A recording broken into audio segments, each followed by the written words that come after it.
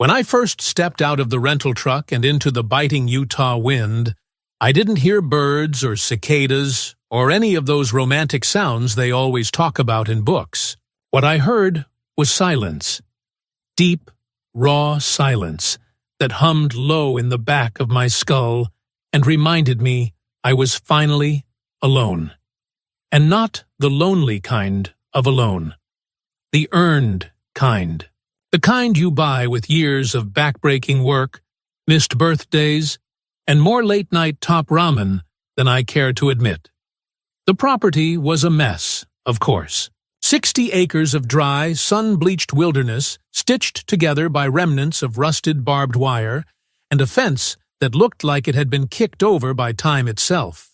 There were no clear boundaries, not unless you counted the uneven tree lines and the occasional busted corner post. But I had the deed in my hand and a digital topo map on my phone, both telling me this forgotten piece of earth now belonged to one Justin Collins. Me. After 20 years as a geodetic engineer working for the biggest highway and infrastructure firms west of the Rockies, I'd finally cashed out. I didn't want a condo. Didn't want a suburban backyard with a plastic barbecue set. I wanted solitude and soil. I wanted to watch storms roll in from my own porch and know that if someone knocked on my door, it was either lost or dangerous. The cabin came next. Prefab, simple, elevated off the ground just enough to keep the snakes less curious.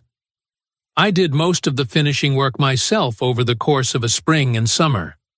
Solar panels, septic system, satellite internet that worked half the time. It wasn't glamorous, but it was mine. And out here, that meant everything. That's about the time I met Brad Livingston. I first saw him at the edge of my property, or what I thought was my property, one morning when I was replacing the southern boundary markers with steel stakes. He pulled up on an ATV with a dog riding shotgun in the front basket, the kind of mutt that probably had more life experience than most city people. Brad looked to be in his early 60s, skin like cured leather, cowboy hat, a face that had definitely never seen sunscreen. "Well, hell, you must be the fella who bought old Keller's stretch," he said with a friendly drawl, nodding at the land like it had been personally insulted. "I suppose I am," I replied, gripping the sledgehammer a little tighter. He stuck out a hand.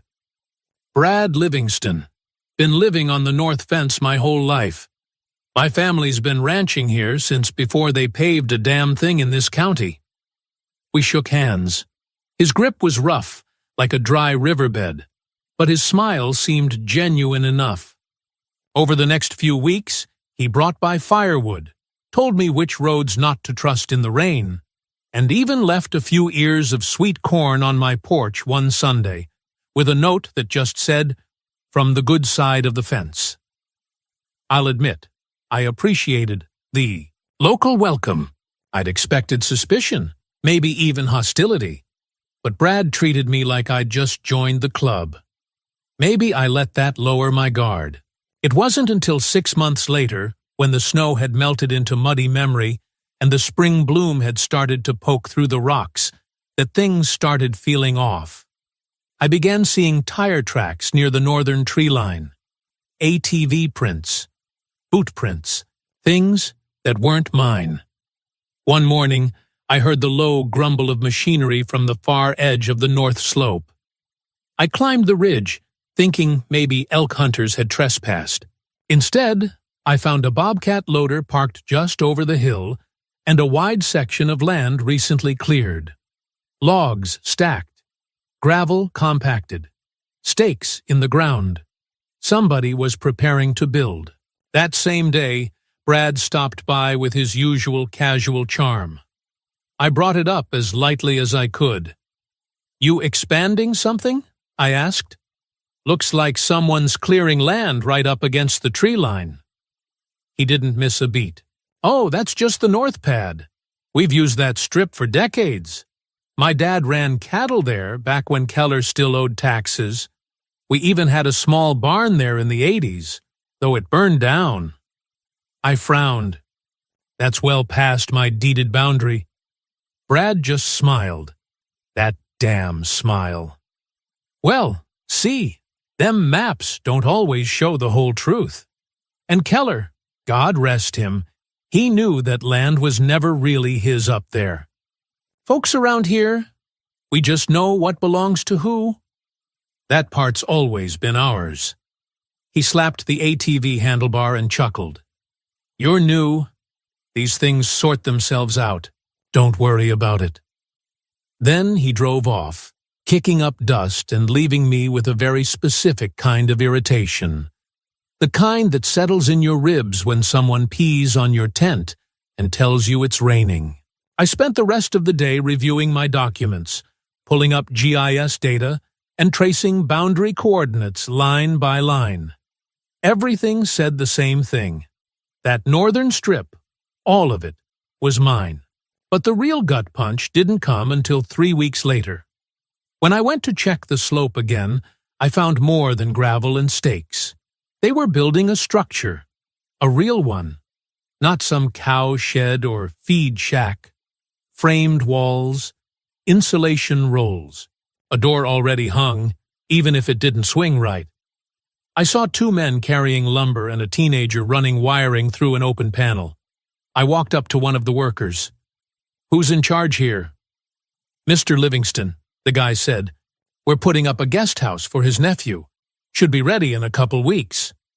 I turned and left before I said something regrettable. That night, I sat at my kitchen table with a bottle of bourbon and the deed spread out in front of me, lit by a camping lantern because the generator had gone out again. The coordinates were right there, plain as daylight. And so was the problem. Brad wasn't confused. He was staking a claim.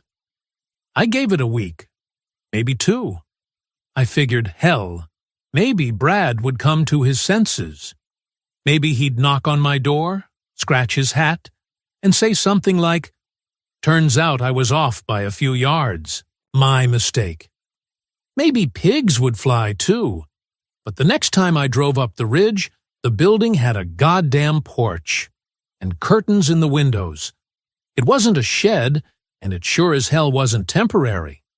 This was a residence, a whole goddamn residential annex, complete with a gravel path carved into my land and a water line that, unless it was piped from the sky, had to be tapping into my system.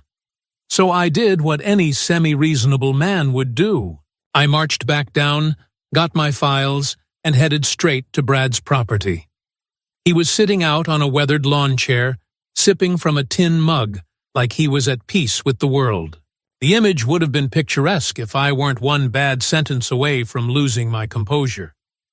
Brad, I started, voice calm but clipped. We need to talk about the structure. He looked up, squinting into the sun. Which one? The one sitting about 150 feet onto my property. Brad took a slow sip. Now hold on. That pad's been ours since Reagan. We used to stack hay there, park trailers. I handed him a printed copy of the county parcel map. Then your hay's been trespassing for 40 years. This map shows the boundary clear as day. That entire slope is mine, as of the 2022 tax auction. He didn't even look at the paper. Just gave me that damn grandfatherly grin again. Justin, let me give you a little advice. Land out here don't follow paper. It follows boots. Who's worked it? Who's walked it? And Keller, bless his drunk soul, let us use that strip for decades. That makes it ours by practice. I stared at him, waiting for the punchline. Practice? This isn't a church choir. That land is mine. That's not up for debate. Brad stood up slowly, like he had all the time in the world. Look, you're a good guy. You keep to yourself. I respect that. But if you want to challenge this, I suggest you bring a lawyer. I've got friends at the courthouse, and I've been here longer than you've been alive. He turned and walked inside, leaving me standing there with a worthless map in one hand, and my temper coiled tight in the other. That's when things really started to shift. A few days later, I noticed a pickup parked just over the line, right next to the structure, which now had electricity, by the way. Same truck every night, same porch light glowing like a middle finger in the dark. I started getting mail from the county. Strange things. A notice of unpermitted fencing activity.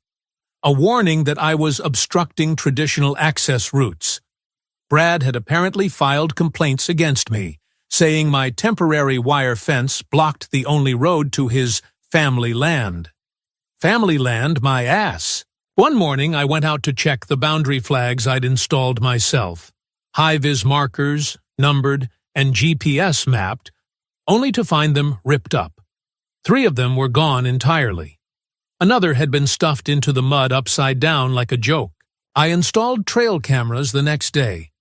That night, someone slashed the rear tires on my Jeep. Quietly. Cleanly. No prints. Just 4 shredded rubber reminders that someone wanted me gone. I filed a report with the sheriff, of course. The deputy was polite enough, took photos, nodded along, and said the same thing I was starting to hear a lot. This is a civil matter. You'll need to resolve it through the courts. Meanwhile, the structure on my land was getting siding, and flower pots, and a mailbox. A goddamn mailbox. I got a call that same week from a local rancher named Hank. Older guy, respected. Said he heard I'd picked a fight with Livingston and wanted to know if I was really gonna press charges over a couple feet of dust. I tried to explain it wasn't a misunderstanding. It was full-on land theft. But he cut me off. "You're not from here, son," he said. "Out here, things are different." He wasn't threatening me, not directly. But the message was clear. I was the outsider. And Brad? Brad was part of the landscape. I started noticing other things, too.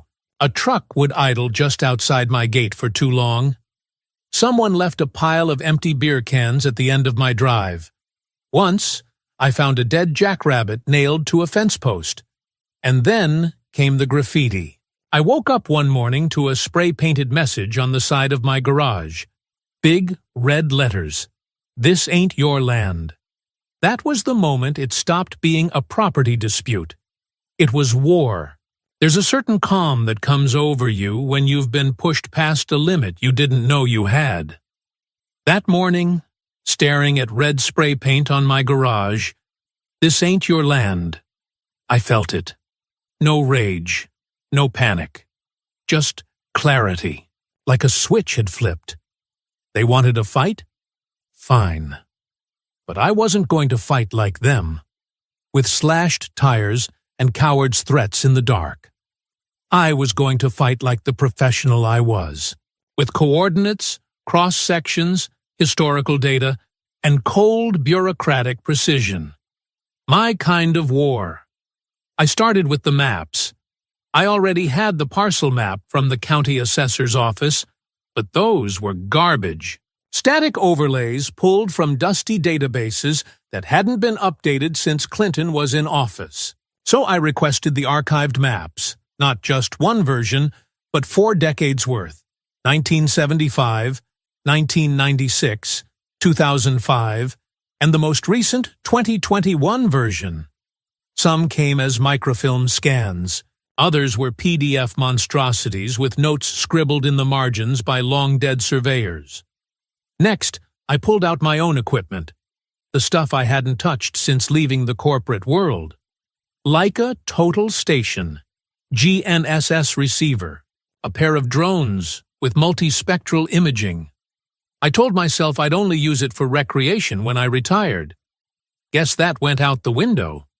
I spent the next 10 days remapping the entire 60 acres. Every coordinate, every elevation contour. I cross-referenced the recorded legal description from my tax auction deed with the GPS data I collected. They matched exactly. Not close, not approximate. Exact to the 100th of a foot. Then came the kicker. Using the 1996 overlay and the original legal boundaries filed during Keller's ownership, I discovered that Brad's fence line had been wrong for at least 25 years.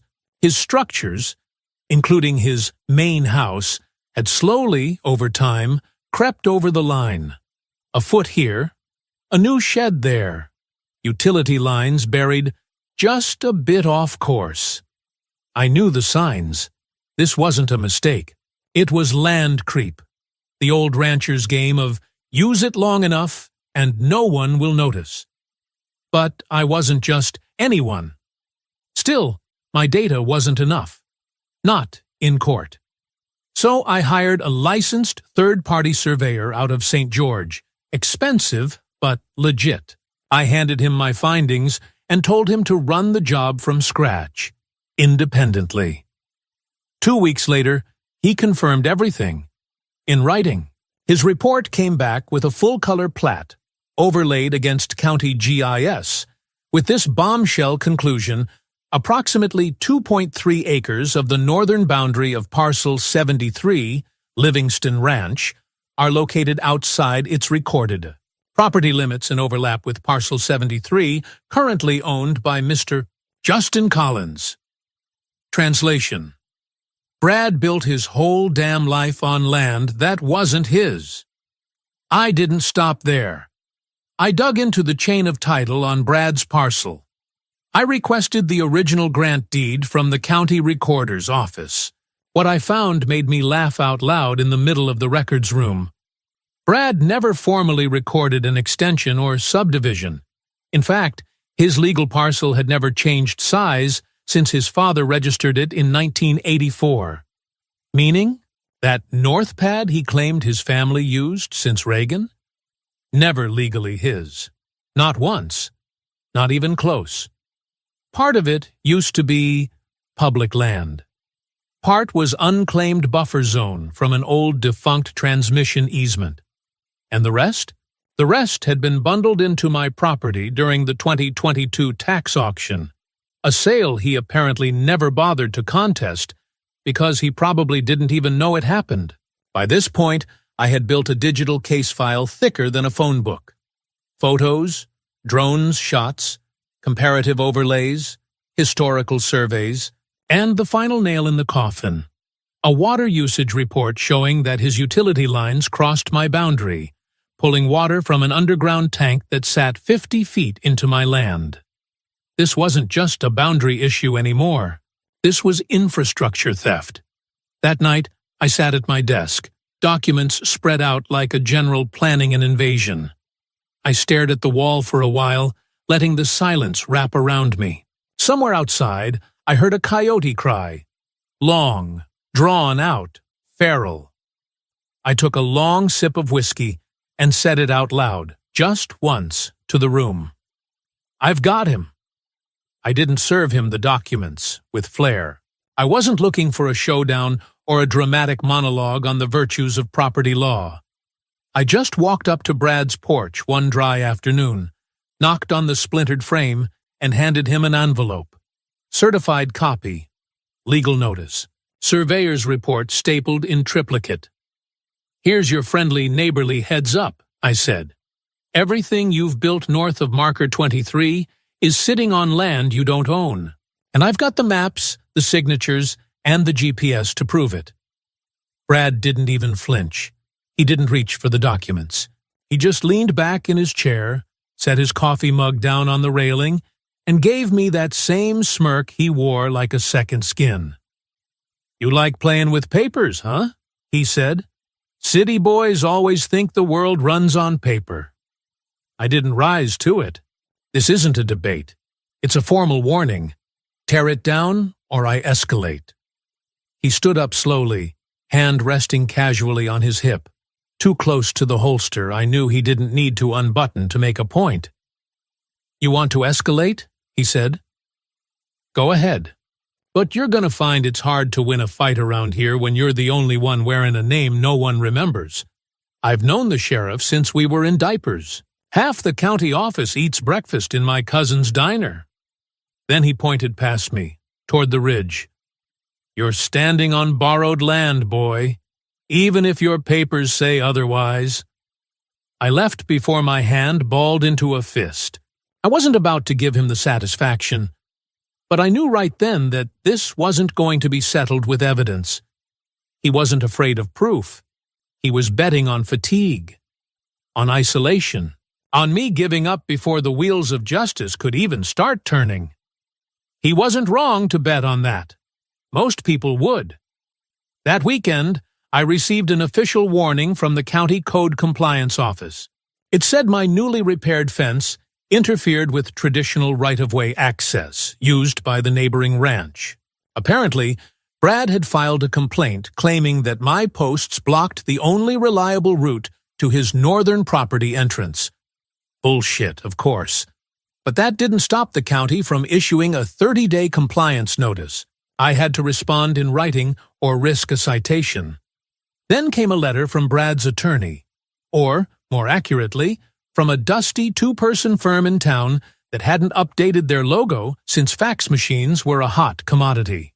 They alleged I was interfering with historic occupancy and violating a traditional easement right associated with his family's ranching activities. Historic occupancy of my land. I scanned the letter twice just to make sure it wasn't a joke. Then I put it in a drawer and poured myself 2 fingers of whiskey. But that wasn't what got me. What got me was the envelope I found in my mailbox a few days later. No return address.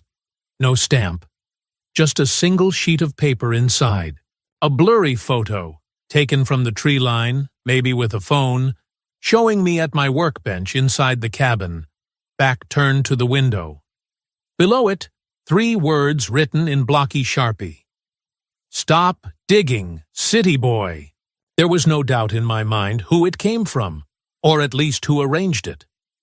I reported it to the sheriff. Got the usual song and dance. No direct threat, no suspect, no case. They offered to increase patrols, which amounted to a single dusty cruiser doing lazy circles near the road twice a week. I started sleeping with the Beretta within arm's reach, safety on, round-chambered. That night, I lay awake, staring at the ceiling. For the first time, I seriously considered walking away. Not literally, not abandoning the land, but walking away from the fight. Letting him have the North Ridge, tearing down the fence, saving myself the money, the headaches, the late-night paranoia, maybe just building elsewhere on the property and pretending this whole circus never happened. I had enough saved to let it go. I could tell myself it wasn't worth the trouble. But then I thought of something else. My old partner, Rick, a crusty son of a bitch who once mapped 8 square miles of Alaskan tundra in sub-zero temps with a busted wrist and a cracked lens. I hadn't spoken to him in over a year, but something about that night made me dial his number. He picked up after the 3rd ring. "Jesus," he said. "You're alive." "Barely. You miss the dirt, don't you?" I told him the whole story. The land, Brad, the spray paint, the threats. Rick listened in silence for a while, then just said, "If you let him take 1 inch, you're already beat. You think paper means nothing out there? Then you better be the guy who proves it does." That snapped something into place. The next morning, I filed my formal response to the county. I requested a hearing. Then I printed every map, every survey, every photo I had, and began assembling them into a case file the size of a cinder block. I reached out to a friend at the state land office.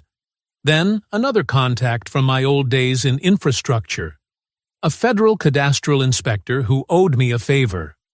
No more second-guessing. No more hoping things would cool off.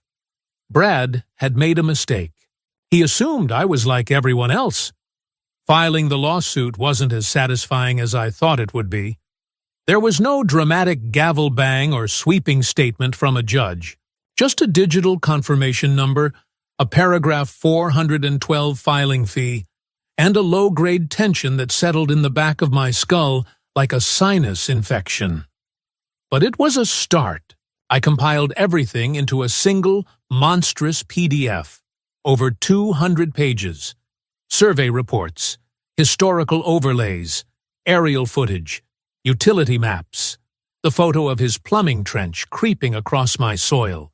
I submitted it to the county court and copied the clerk's office, the code compliance department, and the assessor. I didn't just want a hearing. I wanted a ruling that would carve this mess into stone. Brad's attorney, the same guy whose name sounded like a whiskey brand and whose letterhead still listed a fax number, responded 2 days later. They were willing to discuss a resolution. I didn't expect that, not this soon.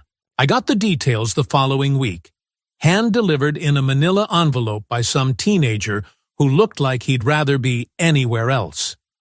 Inside was a proposed mutual accommodation agreement.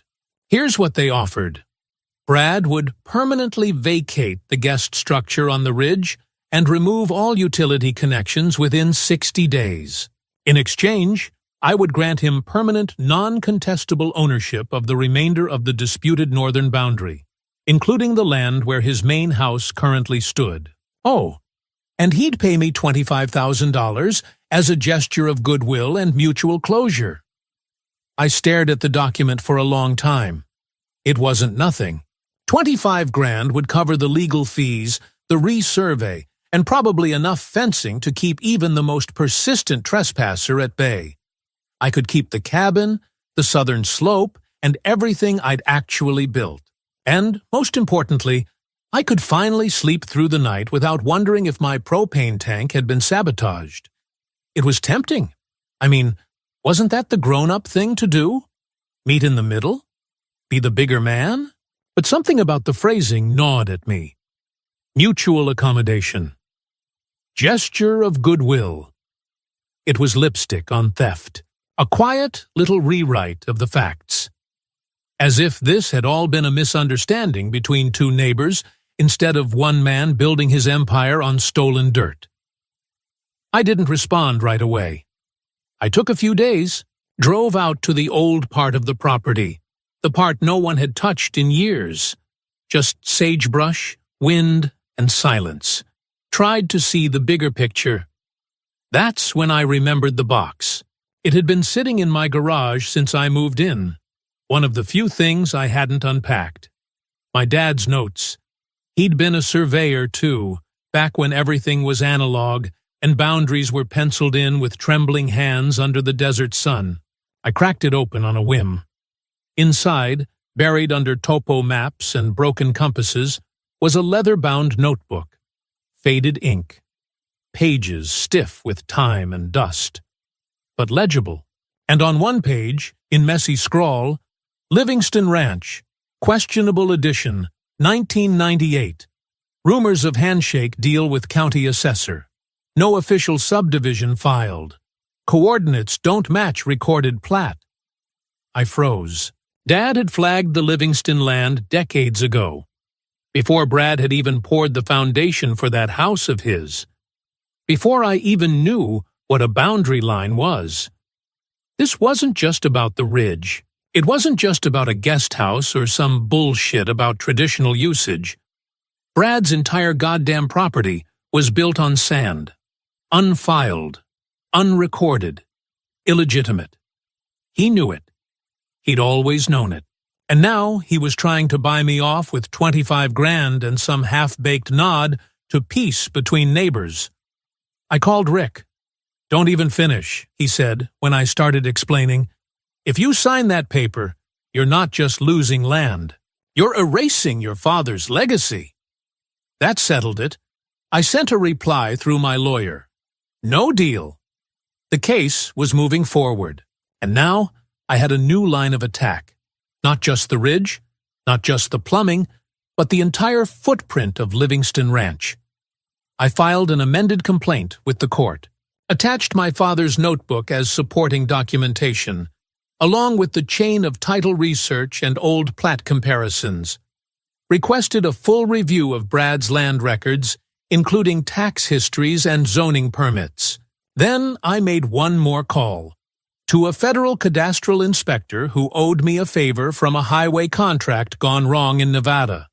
I didn't have to explain much, just gave him the parcel number. His response? Jesus, this one's gonna be messy. Good. Court in Washington County wasn't exactly like on TV.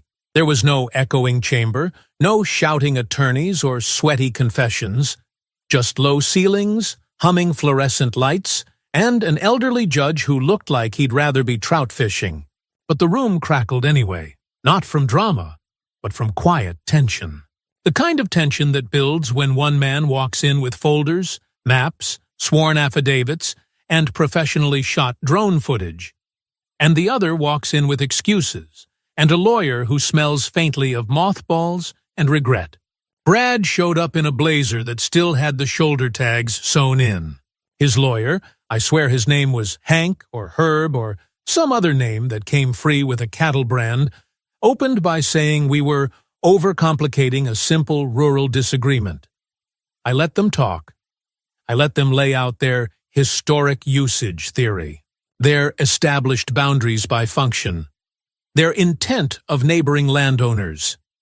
Then I opened my case file. One by one, I submitted the original plat and legal parcel description from 1984, aerial maps from 4 decades, 2 licensed survey reports confirming the encroachment, the utility routing map showing Brad's water and electrical systems physically crossing into my land, a notarized statement from a county engineer confirming that no subdivision or expansion was ever filed for Brad's parcel. Then I laid down the notebook, my father's notes. I watched the judge's eyes pause on the page that read, "Questionable addition." He adjusted his glasses and read it again. I knew then. The line had cracked. When it was Brad's turn to speak, he didn't say much. He looked tired, smaller, like something had been unhooked in his spine. He muttered something about not knowing all the paperwork and thinking it was always like that. But he didn't deny it. Not really, because he couldn't. The evidence wasn't just overwhelming, it was surgical. Then came the second blade. The federal cadastral inspector I'd contacted had been working quietly in parallel. The day before the hearing, he filed a report with the State Land Office and the Bureau of Land Management. Turns out, Brad's so-called back 40 wasn't just built on land that didn't belong to him. It was never in the private sector to begin with. It had been part of a temporary grazing lease from back in the late 70s, long since expired and forgotten. When Keller failed to pay taxes, the area reverted to county holding, and from there, some of it got bundled and sold in the 2022 auction. To me, the rest? Technically still federal property. Brad had built an entire homestead with no legal foundation. Literally, I watched his attorney turn pale as I handed over the federal findings. The judge ordered a 2-hour recess. I stepped outside, leaned against the stone wall of the courthouse, and lit a cigarette for the first time in 10 years. Felt like the only fitting moment to do it. When court resumed, the ruling was swift and heavy. The court officially recognized my exclusive ownership of the entire disputed parcel. Trudy, Brad's unauthorized occupation of roughly 2.3 acres, including his guest structure, garage, and a portion of his main residence. Violation of local building codes, utility theft, and trespass of infrastructure. The judge ordered immediate cessation of use on all offending structures. Demolition of unauthorized buildings within 60 days. A court-supervised eviction of any residents still occupying my land. Payment of $190,000 to cover damages, legal fees, and property remediation. And then came the kicker. The judge referred the case for criminal review, citing potential fraudulent misrepresentation of ownership, unauthorized construction on federal land, and 15 years of unpaid taxes on illegally used territory. Brad didn't look at me when we left that room. He didn't yell, didn't threaten. He just walked slowly, as if the floor had lost its ability to support him. His lawyer followed 2 steps behind, already reaching for his phone. Outside, the sheriff, the same one Brad used to go fishing with, apparently, met me on the sidewalk. He didn't say much either, just tipped his hat, gave a slow nod, and muttered, "You were right to stick it out." Damn right I was. The auction didn't draw a crowd. No banners, no flyers, just a cold morning, a folding table on the courthouse lawn, and 3 cardboard boxes labeled Livingston, Brad, Estate Contents. I was the only bidder. $1. Legally symbolic, fully binding. I signed the deed like I was signing the back of a speeding ticket. The clerk didn't even look up. 2 weeks later, I stood on the ridge where the guest house used to be. The demo crew had taken it down in under a day. Wood splintered, wires ripped, the place reduced to bones and dust. The mailbox was the last thing to go. I yanked it up myself, just to feel the weight of it. The main house stood empty. Sheriff's notice on the door. Utilities disconnected. The porch sagged like a broken tooth in the mouth of the hill. I walked around it slowly, then drove a new stake into the dirt. Spray-painted the sign myself. Don't confuse maps with memories. Property of J. Collins. Brad left town 3 days after the eviction. Someone said he moved into a trailer park outside Cedar City. I don't know if that's true. I didn't ask. The land is mine now. All of it. 60 clean acres. Corrected, recorded, and confirmed. Last week, the state approved my grant application for a cadastral modernization pilot. They'll use my case as the basis for resurveying 5 nearby parcels. I even got invited to speak at a planning commission meeting. Hell of a retirement project.